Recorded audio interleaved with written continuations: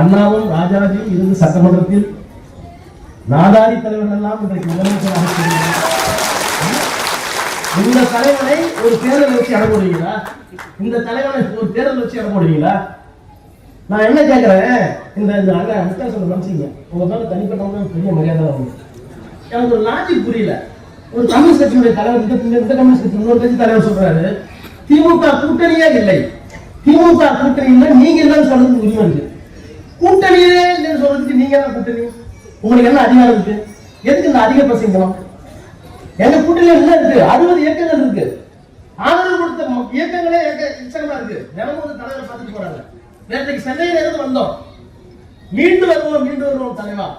இது கட்சிக்காரங்க நாய்மார்கள் வராங்க, தலைவா நாங்கள் இருக்கிறோம், உங்களை கோட்டையில் உட்கார்ந்து எங்களுடைய வேலை. இன்னொருத்தர் வந்து தமிழ்நாட்டு மக்களுக்கு என்ன ஆயிட்டு வெக்கமா இருக்கு. இன்னொரு தாய் வந்து சொல்றது, கையில கட்டத்துக்கு ஒரு குழந்தை, கையில ஒரு குழந்தை, உடம்பை பார்த்துக் கொள்ளுங்கள் தலைவா, தமிழ்நாடு உங்களை நம்பி இருக்கிறோம். இத்தனையும் நாங்கள் பேசுவோம்.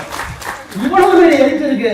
நான் பேசுறேன், பால் திட்டுவாரு, அதிகபட்சம் மன்னிச்சிருங்க. நான் கேட்கிறேன், தயவு பண்ணி சொல்றேன், இன்னொரு பொதுக்கூடி ஆராய்ச்சி போடாதான் நாங்கள் கூட்டணி இருக்கிறோமா இல்லையா என்பதை அப்படியே ஜனத்திறன் சமுதாயத்தை பெரிய அப்படியே போனா அப்படியே 1 லட்சம் பேர் கூடுறாங்களாம். மொத்த கட்சியை கலைஞர் பட்டம் கொள்ளாது, மொத்த கட்சி அவ்வளவுதான் இருக்கு. அவர் வந்து சொல்றாங்க நாங்கள் முடிவு செய்ய போகிறோம். என்ன செய்ய போகிறது? தயவு பண்ணி அறிவிங்க, கூட்டணி இனிமேல் யாரோடும் இல்லை.